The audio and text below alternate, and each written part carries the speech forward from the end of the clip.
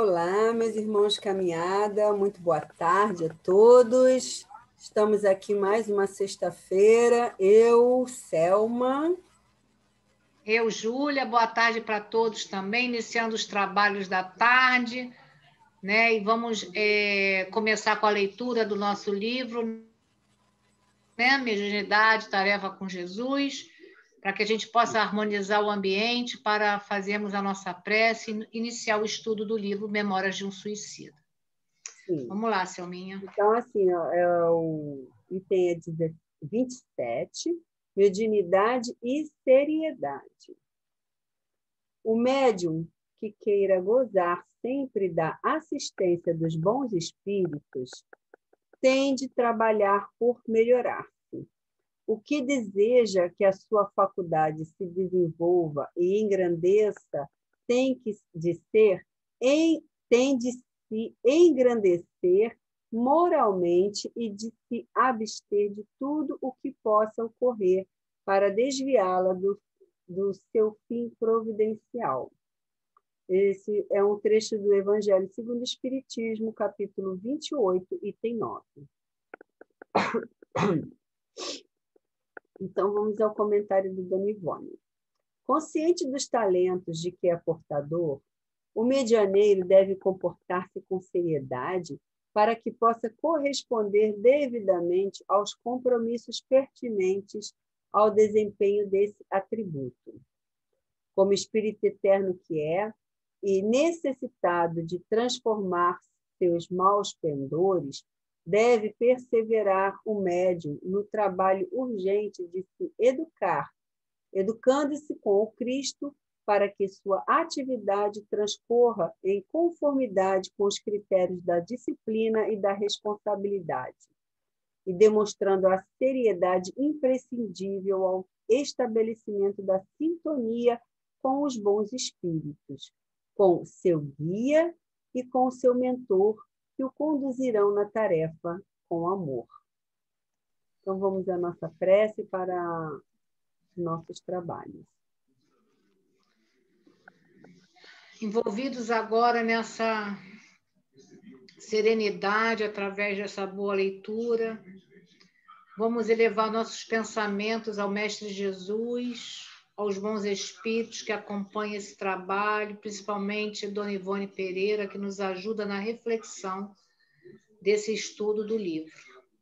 Assim, Mestre Jesus, em teu nome, em nome de Dona Ivone Pereira, mas acima de tudo, em nome de Deus, damos por início a atividade da tarde de hoje, te dizendo graças a Deus. Graças a Deus.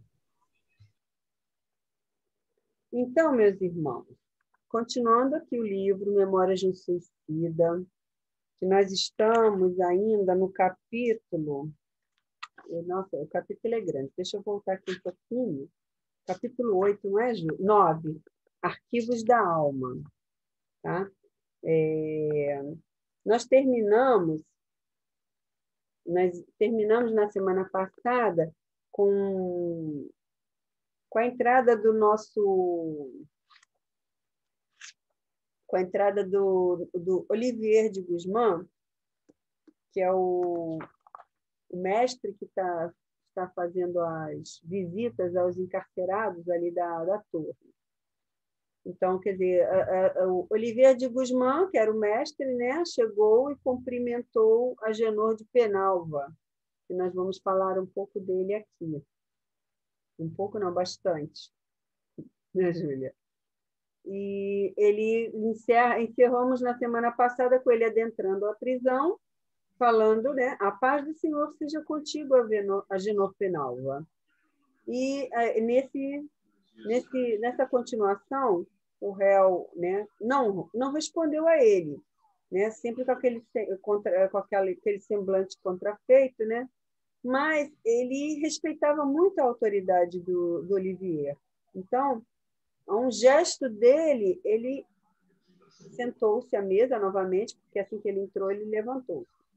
E ele sentou-se à mesa e ficou lá, quieto, aguardando o posicionamento do Olivier. Que ele tinha uma atitude paternal, né, Olivier, e assim como todos os demais iniciados, né, ele tinha aquela indumentária bela, né, da falange que ele pertencia, e expôs a ele tinha assim, ele expôs ao discípulo, no caso que é o réu, né, a explicação do dia. Thelminha, Oi. antes de você fazer essas colocações aí que é bem interessante, né? Eu gostaria só de fazer uma colocação que nós estamos falando de Agenor Penalva, e Agenor Penalva era um suicida, mas também um obsessor, Isso. que eles estavam ajudando para que ele pudesse reencarnar e não falir, né? Devido a esses vícios que ele tinha, que você vai contar aí para a gente, né? Então, lembrando, obsessor e suicida. Por isso que ele estava nessa prisão, vamos dizer. Uma prisão que mais parecia um spa, né? Como na visão de Camilo. Então, é assim, o Olivier, ele expunha uma explicação do dia, devia ser alguma coisa ligada, alguma palavra de Jesus, alguma uma frase do Evangelho, assim, nesse sentido. Não tem aqui o que ele fala, tá? A fala dele não está aqui no livro. Mas ele expunha a explicação do dia, ele fazia com que o discípulo, no caso, né, o réu, anotasse em caderno, né, levando a análise e meditação sobre aquilo que foi dito. E para que ele pudesse imprimir na mente aquele ensinamento. No dia imediato, o discípulo tinha que apresentar uma resenha das conclusões que ele fez acerca do assunto que foi falado na véspera, né? Então, o que consistia isso? Ele tinha que colocar em tese aquele assunto de direito assim, de humano, de pessoa a pessoa, na sociedade terrena e no astral, à luz do Criador. Direitos de mútuo respeito, solidariedade e fraternidade.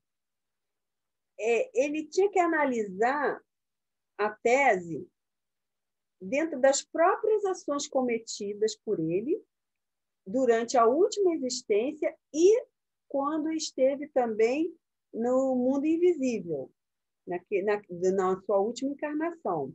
Confrontá-la, inclusive, né, com as normas expressas nas leis que regem o mundo astral e nos códigos da moral cristã, que são indispensáveis para o progresso e bem-estar, né, de todas as criaturas. Então, quer dizer, esse era o trabalho que era colocado todos os dias a Agenor Penalva por Olivier de Guzmán, e assim como ele fazia com outros, tá? Mas, nesse caso, estamos falando apenas de Agenor. Né? E existia também assim aquela questão, o aluno, no caso, né, que a gente chama aqui, tem horas que ele diz que é o discípulo, é o réu e o aluno. Estamos falando sempre do mesmo assunto, da mesma pessoa, de Agenor. Então, o Agenor, assim, ele tinha assim, o direito de apresentar objeções, indagar, né, a respeito de dúvidas que pudesse ter e até de contestar, né, o que estava sendo fornecido. Isso aí, ele diz até que assim, o volume de preciosos esclarecimentos fornecidos pelo mestre a cada contestação do endurecido discípulo. Isso aí nós podemos até explicar, assim, vamos dizer, como uma doutrinação. Né? Tem até uma nota do autor que fala que seria como uma doutrinação feita pelo guia. Pergunta, há um comentário, o outro argumenta e tem uma contra-argumentação para que haja um entendimento. Tá? Então, esse era o tema, o assunto, assim, desculpa. O exercício diário que era feito para esse irmão, para que ele aprendesse algo em questões de moralidade, né? Então, o que acontece? O Camilo fica bastante perplexo com esse tipo de tratamento que é recebido ali, e ele faz um questionamento com relação a isso. Ele até pergunta assim: uma vez que este pobre espírito se convença da necessidade do bem, para onde será encaminhado? O que vai ser dele? E o mais interessante, né? E por que obtém, apesar da má vontade manifesta, mestre de tal valor, lições profundíssimas como as que presenciamos, ao passo que nós, outros, que nos dispomos a trilhar o futuro da boa mente com os vossos conselhos, mal vislumbramos esses iniciados que tanto nos agradam, e nem conseguimos sequer um texto onde aprendamos as leis que nos regerão daqui por diante, quanto mais apetrechos de escrita. Então, Padre Anselmo, ele foi concludente na resposta. Ele diz assim, que, em primeiro lugar, não devia esquecer que sois enfermos, a quem somente agora concederam alta do hospital, e mais que, havendo ingressado há apenas 3 anos neste abrigo, não passais de recém-chegados, nem mesmo concluíram os reajustes psíquicos.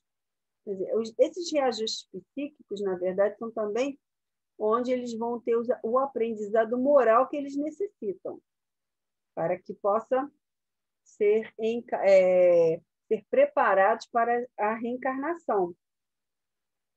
Então, o Padre Anselmo chama essa atenção a ele com relação ao tempo que ele está ali e esclarece que Agenor Penalva, ele está há 38 anos na torre. Na torre, ele vive há 38 anos e só agora ele concordou em aplicar o estudo. Ele ia acatar as leis, né, a lei, né, e para diminuir a situação própria, né, que ele vem sendo sempre com esse pesar. Você vê que ele está há 38 anos na prisão e ainda tem os estigmas do suicídio nele. É porque ele não aceitou nenhum tipo de tratamento durante todo aquele tempo. E enquanto que os nossos réprobos ali, os enfermos de alta, né, já ficaram somente por 3 anos e já estão em um processo mais adiantado, é claro. Quer comentar alguma coisa, Júlia? A gente vai comentar aqui, né, essa visão estreita aí do Camilo, né, querendo fazer comparações, né, com os tratamentos recebidos por eles, né, por todos que estão ali na visitação, que já estavam de alta no hospital, com aquela situação do Agenor Penalva, né? Quer dizer, então foi necessário o padre, né, que era o responsável ali pela visitação, colocar para ele, né, que tanto o Agenor como ele estavam numa condição de melhoramento moral, mas ninguém ali estava em condição de ser melhor que o outro. Só que aquele Agenor, né, ele tinha uma problemática maior pela quantidade de anos ali já interno, né, e tinha o quê? Uma má vontade por conta do orgulho, né, que ele trazia, né, e que o prejudicava também, né, porque ele não tinha, como o Camilo fala, ele não tinha vontade, né, boa vontade para nada. Ele, né? tinha uma inferioridade moral, né? A inferioridade moral dele era muito grande ainda. Grande. Dificultou bastante. Mas por isso esse tratamento diferenciado, que a gente pode dizer assim, que o Olivier fazia com ele, né, colocando ele ali para escrever. A gente achou até interessante quando ele fala que eles faziam as anotações em cadernos. Então, aí a gente não vai deixar de fazer essa colocação, porque se eles estão muito materializados ainda, eles necessitam até de recursos do próprio que está reencarnado aqui na matéria, né? Para mostrar que a dificuldade deles de se verem realmente como espíritos, né? Então, eles necessitam ainda de escrever, né, para fazer esse tipo de trabalho aqui. Analisar, meditar, para que depois possa ser impresso isso na mente deles, né? Nesse caso aqui, mais o Agenor, que a gente está fazendo o comentário, né? Então, a gente vê que existe dificuldade e ali também é diferenciado, né, não por privilegiar ninguém, mas dentro da condição que cada espírito apresenta naquela oportunidade. Porque o importante ali é ajudar o espírito para que a reencarnação dele venha a ter êxito. Então, para cada um é feito um tratamento diferenciado, né? Mas isso não quer dizer que vai privilegiar Camilo ou Agenor, né? Mas Exatamente. Camilo, com essa visão um pouco mais estreita, achou que, né, para eles não tinha tido esse tipo de tratamento, né? Segue aí, Selminha. O padre continua, né, explicando que é um trabalho muito prolongado que tem requerido, né, o endurecimento do coração dele, que se defendeu, né? Ele criou esse endurecimento no coração como defesa, temeroso qual se sente das consequências futuras das derrocadas, né, do caso que converteram em trevas a sua vida. Ele sabe das consequências que virão, né, no futuro, em detrimento do que ele viveu, né, durante as trevas de vida.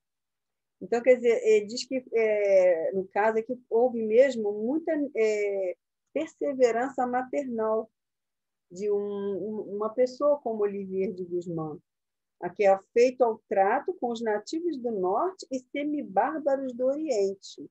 Quer dizer, essa é a experiência dele, tá? Do Olivier, que foi a fim de convencer o grande transviado que aí tendes ao encorajamento para a emenda. Selminha, você Oi, congelou aí, tá? eu vi. Então Está volta me aí. ouvindo, Júlia?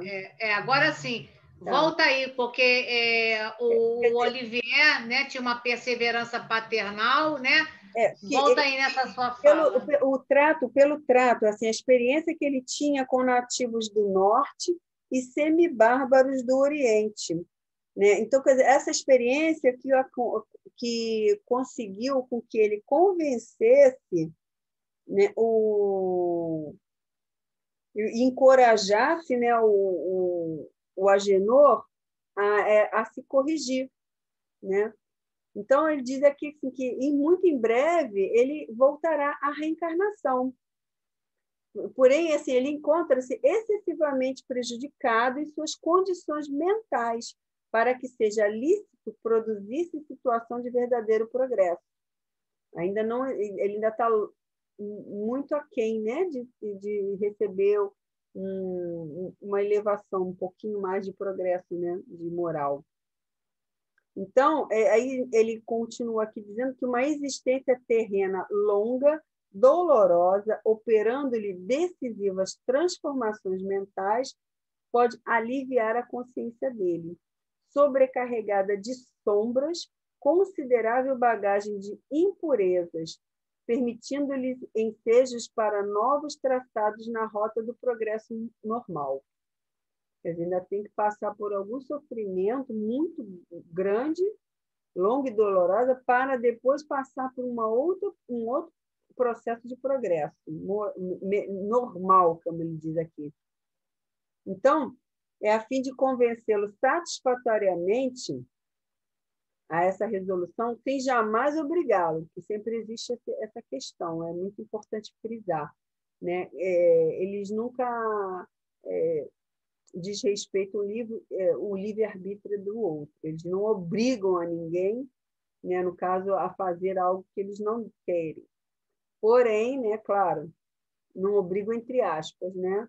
Porque tem o respeito ao livre-arbítrio, mas no caso de um tratamento às vezes tem que ter aquele rigor de disciplina, né? Nós sabemos disso. Então, ele diz aqui que é no intuito de prepará-lo para a aquisição de forças suficientes para as pelejas ardentes que enfrentará nos panoramas terrestres, né? Procurando moralizá-lo o máximo possível, né? Para se reconciliar consigo mesmo e com a lei, né? Se não o fizesse, a próxima inevitável reencarnação ele tornaria no mesmo círculo vicioso que o tem degenerado, assim, sempre que tem degenerado sempre nas encarnações.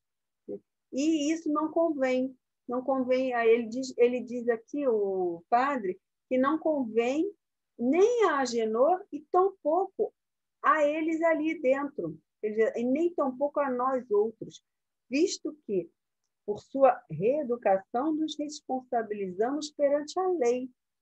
Isso é o que o padre Anselmo fala para Camilo. Então, ele pede para que continue observando o que se passa nos aposentos. E assim eles o fazem. Então, eles veem que, num gesto do Olivier, o paciente se levanta e acompanha, o submisso, né? E eles entram num espaço, uma sala, né, que é um gabinete de experimentações científicas, né, uma sala ampla, que nesse gabinete, interessante, é um ambiente, ele é saturado de vaporizações magnéticas apropriadas à finalidade para que fora organizado. Elas emitiam fosforescências azuladas tênues, sutis, quase imperceptíveis à visão ainda muito débil para as coisas espirituais deles que estavam ali visualizando. E absolutamente invisíveis à percepção embrutecida daquele que penetrava, quer dizer, no caso de Agenor, né, que iria se submeter àquela operação. Enquanto eles, que eram também pacientes, ou foram pacientes do hospital, mas estavam um pouquinho melhores, eles conseguiam ver essa luminosidade, né, essa azulada, muito sutil. Mas o Agenor, que ainda era muito embrutecido, ele não via nada. Para ele, era uma sala apenas. Então, o interessante era uma cadeira que ele se sentava, que ela tinha uma transparência de cristal, como eles narram aqui. E por ela, ele fala, perpassava um fluido azul fosforescente pela cadeira de cristal transparente, né? E aquilo passava assim como um fluido, assim, ele até assemelha assim, como um sangue que corre pelos canais arteriais, sendo que é um fluido azul fosforescente, percorrendo na cadeira, né, Júlia? É bem interessante isso, né? Isso, a cadeira, como ele coloca aqui, que essa cadeira era uma cadeira como se fosse um cristal. Então, ele conseguia ver dentro dessa cadeira. E ali, como no nosso organismo, né, a gente consegue ver a nossa veia, ali eles conseguiam ver esse fluido azulado passando por dentro, porque essa cadeira, a senhora minha vai mostrar aí para a gente, ela tinha uma ligação com o tal telão, né, Selma? Aquele telão que já é conhecido de nós aqui, né? Que já tivemos passagem com isso nessa mesma história. Exatamente. Ele tinha ela estava ligada, né? Tinha aquele tablado polido, a cadeira, né, também como um cristal, e tinha um aparelhamento. Esse aparelhamento, que tinha os botõezinhos como estrelinhas lá para se ligar esse aparelhamento, ele diz que é muito singular, né, aquela existente nas recepções do hospital. Pela narrativa aqui, aquela que vocês vão lembrar, daquela que Belarmino utilizou, que quando ele que viu toda a história da vida dele, que ele caiu em si, né? Então, essa cadeira é assim mesmo. Ela tinha Aí isso mesmo. Aí o Camilo, mais uma vez, né, naquela sua impaciência, né, ele acabou indagando assim, que ali de ter um gabinete de fenomenologia transcendental. Não é isso, padre? Ele pergunta, né? E o padre responde a ele: raciocinais bem. Trata-se de um sacário de operações transcendentalíssimas. Ele diz que o aparelhamento, harmonizado em substâncias extraídas dos raios solares, né? Cujo magnetismo exerce a influência de um ímã. Hein, Selma? Oi. Você falou, mas vamos explicar mais um pouquinho aqui. Ele fala que tinha aquela cadeira, né, onde ele ia sentar. Essa cadeira, ela tinha, né, como se fosse uma tiara, né, ligada, né, a essa televisão, a essa tela. Lá na frente a gente vai relatar com mais miudez essas informações. Aí, só que o Camilo, na hora que ele está descrevendo, ele diz, né? Essa televisão, né, essa tela, né, que parece uma televisão, eles já tinham visto isso lá no hospital. Aí, mas o que é interessante aqui, quando a gente pensa numa tela, a gente pensa numa tela, né? Só que essa tela aqui, ele coloca aqui para gente que tinha cerca de 2 metros, né? E que era fulgurante qual espelho, uma placa fluido-magnética ultrassensível, capaz de registrar em sua imaculada pureza a menor impressão mental ou emocional de quem ali se apresentasse. Quer dizer, então a gente vê que em 1926, quando esse livro foi escrito, né, eles já tinham essas peças no mundo espiritual para esse tipo de tratamento. Aí agora a Selma vai mostrar para a gente que ela fala aqui que essa substância, né, desse aparelhamento era extraído dos raios solares. E como que isso era feito para extrair do espírito essas informações do passado, aonde isso ia ser lançado nessa tela. Aí a Selma agora vai descrever como que é feito esse lançamento dessas imagens para esse telão. Fala aí, Selminha. Então, ele diz que é uma espécie assim, de termômetro ou máquina fotográfica, né, que costuma medir, reproduzir e movimentar os pensamentos, as recordações, os atos passados que se imprimam nos refolhos psíquicos da mente e que, pela ação magnética, ressurgem dos escombros da memória profunda de nossos discípulos, para impressionarem a placa e se tornarem visíveis como a própria realidade que foi vivida. É assim que acontece a máquina. É bem interessante, né? Essa situação. Coisa assim que a gente até hoje ainda não vê, né? Imagina naquela época. Eu consigo visualizar já uma tela de LED, né? Naquela época, não nem tinha pensar, né? O que me chamou a atenção aqui é que, que ele coloca aqui que é uma influência do imã. Quer dizer, uma coisa de uma força tão poderosa, né, que vai lançar uma força do imã, né, esse magnetismo. Quer dizer, por mais que eles quisessem conter essa informação que está nos refolhos da memória, não adianta, porque vai ser lançado, porque por uma força. O magnetismo não vai ter jeito, né? Ele puxa de qualquer jeito, né?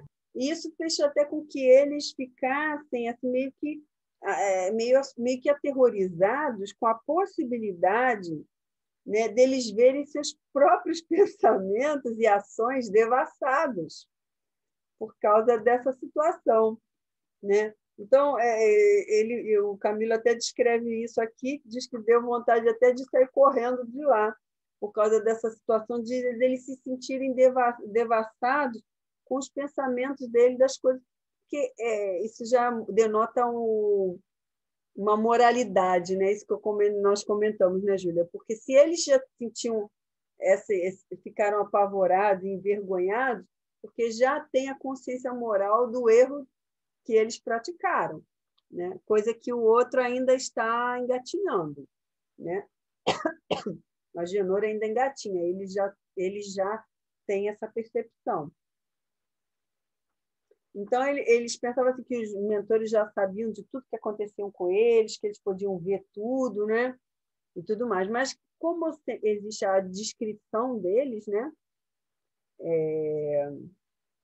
Eles achavam que jamais eles iriam se prevalecer desse poder e humilhá-los por isso, né? Então, o que acontece? O padre continua assim explicando, né? Essa questão. Uma entidade iluminada, já educada em bons princípios de moral e ciência, não se utilizará desses aparelhos quando deseje ou necessite extrair dos arquivos da memória os pensamentos próprios, as recordações, o passado, enfim. Basta-lhe a simples expressão da vontade, a energia da mente acionada em sentido inverso e se tornará presente o que foi passado, né? Vivendo ela os momentos que foram evocados, tal como os vivera realmente outrora. Para a reeducação dos inexperientes, porém, assim dos inferiores, tornam-se úteis e indispensáveis, motivo pelo qual os utilizamos aqui, facilitando sobremodo o nosso serviço. Quer dizer, as entidades iluminadas, que ele fala dos espíritos mais iluminados, eles não têm necessidade realmente de usar aparelhagem. Mas a questão é, esses irmãos ali, esses discípulos, como eles chamam, necessitados ainda, como eles são muito inferiores, né, há essa necessidade deles visualizarem, estarem ali vendo. Como aconteceu no processo dos que estavam internados nos manicômios, que precisou da assistência dos médiuns da Terra, né, no Brasil. Então, aqui também existe essa necessidade para que eles possam ter realmente o progresso que eles esperam. Então, tudo quanto obtivermos da mente de cada um será para nós como sacrossanto depósito que jamais será traiçoado, podendo-se mesmo adiantar que o mestre instrutor do paciente será o depositário de seus terríveis segredos. Isso parece como se estivesse adivinhando os pensamentos de Camilo, já deixando uma certa tranquilidade, que o que eles souberem deles fica entre eles. Porém, ele deixa claro aqui que, nesse caso,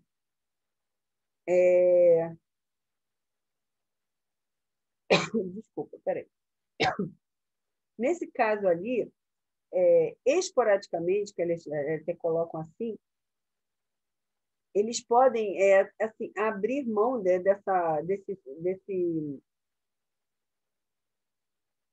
desse segredo, né, da pessoa em prol da comunidade, né, da coletividade, e servir assim, de progresso para eles. Então, como assim, hoje eles estão ali assistindo a Agenor, toda a história dele, que seria algo muito íntimo. Mas como serve de oficina, de instrução para eles, foi por bem permitido que eles assistissem, tá? Para que sirva de lição e aprendizado. Então, continuando aqui assim, Agenor, quando viu onde estava aquele aparelho, ele ficou realmente, assim, ele ficou visivelmente apavorado. E ele começou a apelar para a mistificação, ignorando, né, a alta mentalidade do seu mestre, né? Como se Guzmán não fosse tão elevado assim que ele pudesse enganá-lo, né? e ele fica em prantos, ele fica assim, desesperado, pedindo: não, Senhor, meu mestre, não, Senhor. Não fui mau filho para meus pais. As anotações que ontem apresentei dessa particularidade de minha vida são verdadeiras, juro-vos. Existe, por certo, algum engano no pormenor que vos levou a rejeitá-las. Fazei-me escrever as normas de um bom filho, de acordo com as leis do Senhor Deus Todo-Poderoso, que eu temo e respeito. Então, ele fica tentando de toda forma dissuadir o Guzmán, né? Olivier Ernest Guzmán. Ele ainda pede assim: quereis que mais uma vez eu as estude para amanhã expor minhas recordações inerentes à minha condição de filho nas páginas do diário íntimo? Sou forçada a criar, analisando-as em confronto com aquelas normas. Ele insistindo, né? Aí peço-vos antes, encaminheis a quem de direito o meu rogo de libertação. Por que me faz sofrer tanto? Isso tudo ele clamando. Não existe perdão e complacência na lei do bom Deus que eu tanto amo? Sou profundamente religioso, estou arrependido dos meus grandes pecados.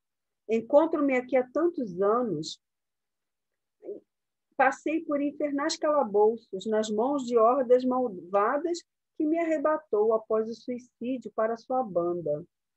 Atormentado, vaguei por ilhas desertas antes de me submeter a seus detestáveis desejos.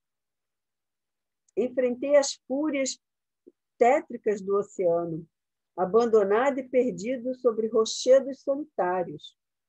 Durante 10 anos me vi acorrentada à cova imunda de um cemitério onde sepultaram meu corpo asqueroso. Perseguido fui por grupos sinistros de inimigos vingadores, batido como cão raivoso, maltratado como um réptil, corroído por milhões de vermes que me enlouqueceram de horror e angústia. Sob tortura suprema da confusão que nada permite esclarecer. Quer dizer, não tem tempo nem de pensar, não é? Para compreender a tragédia que lhe afligiu, não é? Porque quando ele se vê na condição de vivo, porém sepultado. Então, isso ele é como todo suicida, né? Não consegue entender. Morri, mas estou vivo, estou agarrado no corpo. O que está acontecendo? Ele foi tão massacrado, torturado, que não teve tempo de pensar e concatenar todas as ideias, assim como todos os outros, né? Que passaram pelo suicídio. Então, ele continua aqui. Ele diz que ele continuava sepultado, apodrecido, devorado por vibriões, carregavam-me prisioneiro os malvados, atado de cordas resistentes, e prenderam-me na própria sepultura em que jazia. Aliás, ele diz assim: bem, quero dizer, vós já o sabeis, meu mestre, em que jazia aquela que eu amei, sim, que eu desgracei e depois assassinei, temendo represálias da família, visto tratar-se de uma menina de qualidade aristocrata. Ninguém jamais identificou o assassino, mas aqueles malvados sabiam de mim, de tudo e depois do meu suicídio vingaram a morta. De tal forma me vi perseguido que, a fim de me libertar de tal jugo, eximir-me dos maus tratos que recebia, tive que unir-me ao bando e tornar-me um similar, pois era essa a alternativa que me ofereciam. Veja como ele se coloca numa posição de vítima, né? Quer dizer, eu não tive alternativa, eu fui obrigado, né? Diante de todo aquele sofrimento, de tudo que eu passei, para que eu pudesse continuar, eu tive que me submeter e aceitar e fazer as maldades que eu fiz. Né? Em outras palavras, foram isso, né, que ele falou. Né? E o interessante aqui, né, que ele quis enganar o instrutor mestre, que era o Olivier, né? Achando que ele ia falar aquelas coisas todas que ele falou, que ele era o bom filho, isso, aquilo, e que ele ia tentar enganar. Aí a gente viu aqui que o espírito superior, né, ele faz... ele tem humildade, né, para poder estar perto daquele inferior, ele não se coloca numa condição de elevado, né? E com isso, o Agenor achou que ele era um igual a ele, né? Porque como ele coloca assim, né? Como fez piedosamente, muitos, né? Ele botou assim, piedosamente se diminuiu a fim de ser melhor compreendido. Mas, nesse momento, o Agenor, pelo aquele orgulho que ele ostentava, né? O mau procedimento que ele teve nessa última existência, que a Selma lá na frente, né, vai relatar para a gente, ele achou que ele podia ludibriar, né? Do jeito que ele fez, né, encarnado, ele podia fazer isso com o mestre, né? Isso. Agora, a gente vê aqui, né, devido ao suicídio, quer dizer, ele levou outras pessoas ao suicídio, e quando ele também foi levado a se suicidar também, né? Com certeza, né, com as companhias espirituais que ele juntou aos maus procedimentos. Porque, como ele diz aqui, ele fala de um amor, né? De uma mulher aqui que depois assassinei, né? E ele viu que os malvados se vingaram dele após a morte dele através do suicídio. Quer dizer, e nesse momento ele se viu maltratado, né? E aí é onde ele tenta escapar daqueles maus tratos, se filiando ao mal. Se filiando ao mal. Então, né? ele ainda acha aqui, Júlia, que isso tudo que ele passou, todo esse sofrimento, deveria ser um atenuante, né? Ele diz que deveria ser um atenuante, que, além de tudo, ele ainda foi aprisionado e masmorrado no Vale Sinistro, onde padeceu nova série de horrores.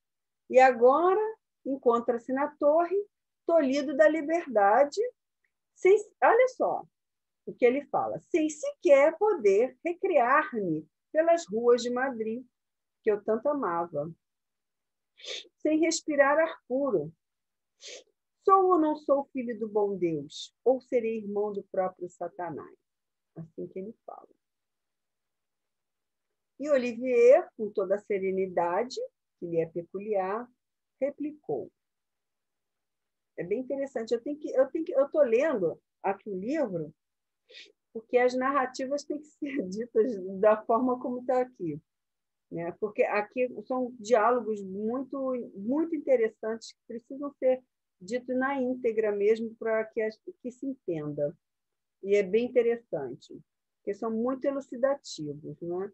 Então, Olivier diz assim: ouvindo alguém estranho as tuas eternas queixas, Agenor Penalva, suporia que se cometem injustiças no recinto iluminado pelos almos favores da magnânima diretora da nossa legião. No entanto, a longa série de infortúnios que expuseste teve origem apenas nos excessos pecaminosos dos teus próprios atos e na truculência dos instintos primitivos que conservas.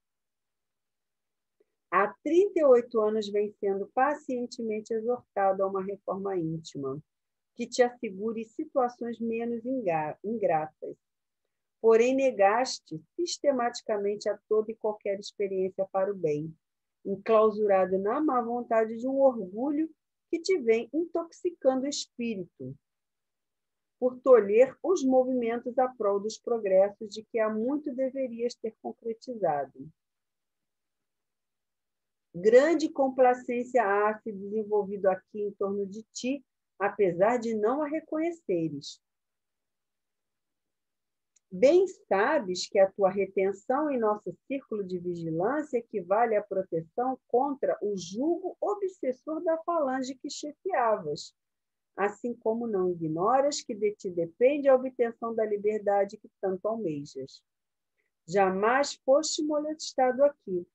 Quer dizer, ele se mantém até enclausurado para que ele não seja, vamos dizer, capturado novamente pelos obsessores que ele chefiava.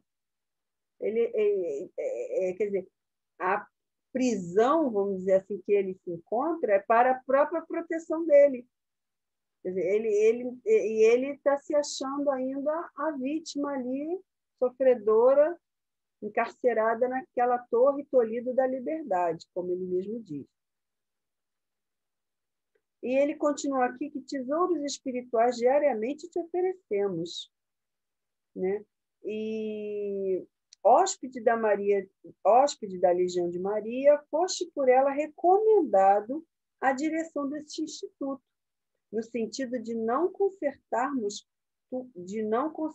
tua volta ao círculo carnal, a reencarnação, sem que positivasses grau de progresso eficiente para o bom êxito dos futuros testemunhos terrenos, que serão duros, dada a gravidade dos teus débitos no conceito da lei. Né? E ele continua aqui, são textos bem grandes, né? Que ele diz que diariamente são expostos exames, os motivos por que tua liberdade foi tolhida. Né? Ele diz que ele arrastou dezenas de homens incautos ao suicídio, que se deixarem ser enganados pelas sugestões funestas que ele, como obsessor, né, tinha inteligente que era, né, tinha as suas manhas, desgraçava-os pelo prazer de praticar o mal ou por invejá-los, assim como quando homem desvirtuava as donzelas enamoradas e levianamente confiantes. E assim causava o suicídio dessas jovens também, né, pela traição que ele causava a elas. Isso já evidenciava, já prenunciava o obsessor que futuramente ele seria. Né? Toda essa maneira dele de viver. Né? Porém, assim, ele continua aqui, teu orgulho sufoca as conclusões lógicas do raciocínio e preferes a revolta e sofisma por mais cômodos, furtando-te a responsabilidades. Então, aí o que acontece? Ele sempre, né, o orgulho dele não permite que ele veja todo o mal que ele causou. Isso é muito preocupante, né? Nós podemos pensar com relação ao orgulho que temos ainda, né? Como prejudica a nossa evolução, não é, Júlia? Sim, Selma. E o que a gente pode ressaltar aqui, né? Dessa misericórdia, né? Dessa lei de Deus, né? Que a todos nós ampara. Aí você vê, né? Que quando diz aqui, né? Que Maria, né? Foi feita essa solicitação através de Maria para que pudesse investir nesse espírito, né? Que já estava há tanto tempo na erraticidade, no erro, que mais tarde a gente vai ver essas informações do tempo que ele estava no invisível, se comprometendo a cada passo que dava na direção do mal, né? Não na direção do melhor, mas sim se aprofundando em muito mais erros, né? Uma reencarnação que ele teve toda problemática e viciosa, né? Que isso também a gente vai ver no futuro. E, além de ter cometido suicídio, fez várias pessoas se ligar também ao suicídio por traição, por inveja, pelo instinto apenas do mal, porque até ele induzia pessoas ao suicídio pela maldade, simplesmente. Só por prazer. Então, Então, é por isso que quando Maria intercede por ele, para quê, né?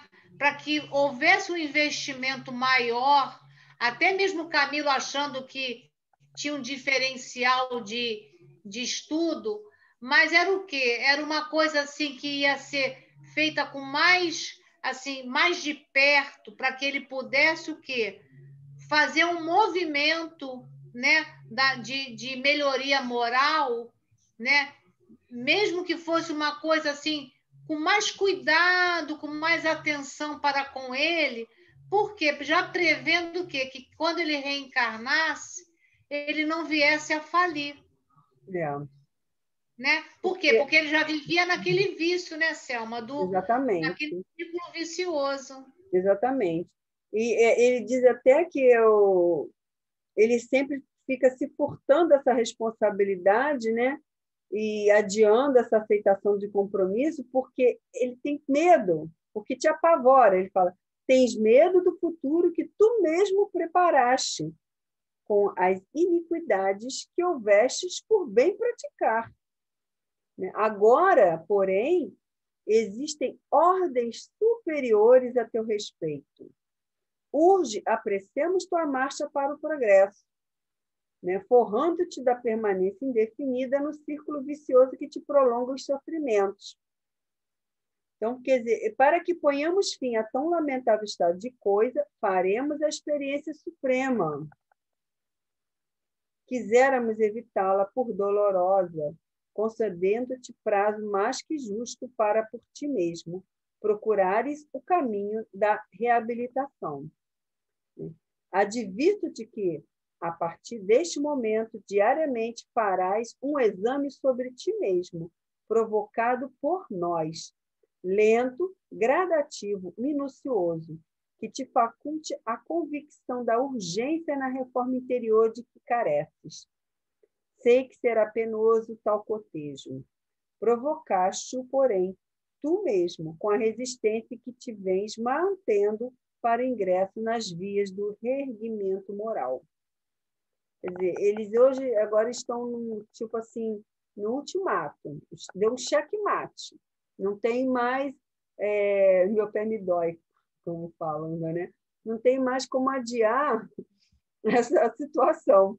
Né? Eles estão lá com toda a paciência e tudo, mas existe, tudo tem tempo, né? E agora, como ele diz, ordens superiores, ele tem que realmente apresentar um tratamento meio, vamos dizer assim, aquele tratamento de choque nele. Um choque de realidade, né? Para mexer realmente com o senso. Ele tem baixo senso moral, mas, como todos nós, ele tem a essência divina. A luzinha está lá, em algum ponto, e eles vão ter que mexer nisso, fazer aquela luzinha acender para que ele tenha consciência desperta. Né?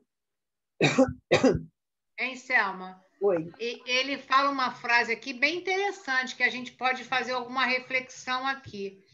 Concedendo-te prazo mais que justo por ti mesmo procurares o caminho da reabilitação. Quer dizer, prazo teve, mas ele não saiu daquele ciclo vicioso. Exatamente. Por isso que ele fala, urge e apressemos tua marcha para o progresso, porque o tempo foi dado. Como a gente sabe aqui, que existe o livre-arbítrio, não tem exigência, não tem imposição. Mas ele não quis fazer nada. Ele simplesmente está, né, numa situação ali, eu acredito ali, sem sofrimento, porque ele não tem aquelas imposições que ele tinha lá de maus tratos, né? Então, ele está recolhido ali na torre, né? E ele está ali naquela situação de que ele pode adiar um pouquinho mais e tal. Ele não quer se comprometer com nada. Só que chega um momento que não tem como mais você ficar naquela situação de não melhorar, né? Exatamente. Eu achei bem interessante isso também, né? Então, quer dizer, ele chega para Agenor e diz assim: foste bom filho para teus pais, dizes. Tanto melhor, nada deverás temer ante a invocação desse passado. O primeiro dever que cabe ao homem cumprir na sociedade em que vive será no santuário do lar e da família. É assim. Vejamos, pois, os méritos que terás como filho, pois todos os que possas ter serão rigorosamente creditados em teu favor, suavizando tuas futuras reparações. Então, aqui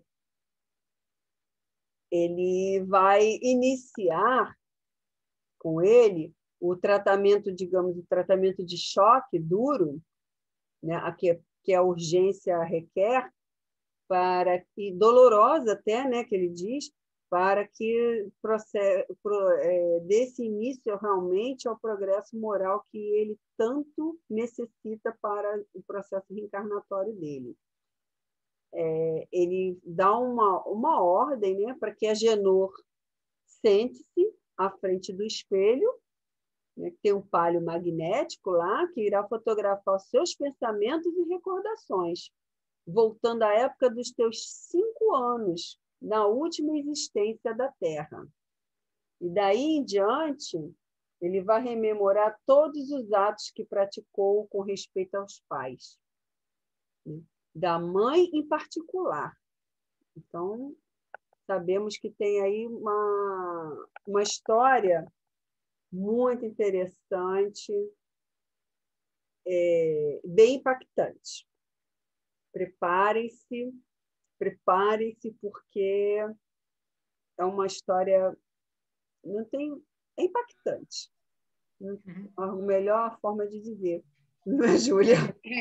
E aqui a gente vai deixar aqui, né, nesse capítulo, né, quando ele fala, a gente sabe que alguma coisa vai ter com relação à filiação, né? Tanto que volta e meia ele fala. Primeiro ele diz que ele era um bom filho, e aqui ele diz, né?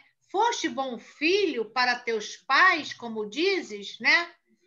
Aí ele diz, né? Se tiver méritos, isso vai ser creditado a teu favor. Então, vamos fazer a regressão de memória através do telão, para a gente ver realmente se isso é verdade, tudo que você está falando. Logicamente, eles sabem que não é verdade, né? Ele vai confrontar aquilo ali com relação a ele. Aí, quando ele coloca aqui essa frase, Selma, quando ele diz assim, o primeiro dever que cabe ao homem cumprir na sociedade em que vive será no santuário do lar e da família, né? Então, a gente sabe da importância do lar, né? A gente sabe da importância da família, né? Para nós espíritos, né?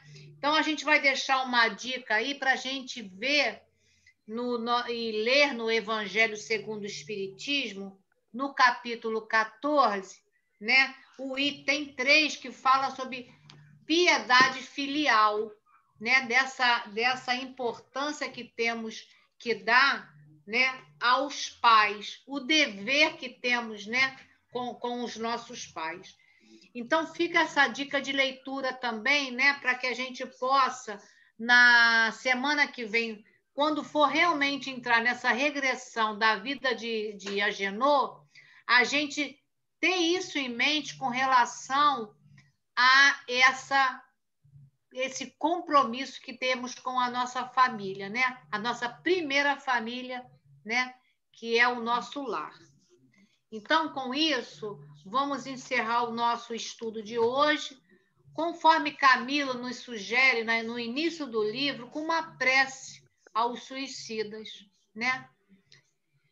Então, vamos unir os nossos sentimentos nesse momento, na finalização do estudo dessa tarde, agradecendo a Deus essa oportunidade e pedindo a ajuda espiritual, a luz, a paz, a misericórdia a todos esses espíritos que, de uma forma equivocada, saíram pela porta do suicídio, mas que terão, como esses exemplos do livro, novas oportunidades, porque Deus é Pai de amor, de justiça e de misericórdia. junto a Maria, nossa Mãe Santíssima, que vela por todos esses espíritos. Assim, Mestre Jesus, pedimos que os ajude, que os envolva, e que Dona Ivone Pereira também possa ajudar todos esses espíritos. Que assim possa ser, graças a Deus. Graças a Deus, graças a Jesus e a toda a falange do Dona Ivone Amaral Pereira, que esteja conosco, estão aqui conosco nesse estudo. Agradecemos e pedimos aqui que possamos estar sempre, que eles possam estar conosco na próxima semana, se juntando a esse trabalho, nos inspirando, nos protegendo, que Jesus possa sempre nos guiar no caminho do bem. E assim pedimos a permissão do nosso Mestre e, acima de tudo, do nosso Pai maior, a permissão para encerrar o estudo da tarde de hoje, dizendo graças a Deus. Graças a Deus, até semana que vem. Muito obrigado pelo estudo. Obrigada a todos, tenham um bom fim de semana, muita paz a todos.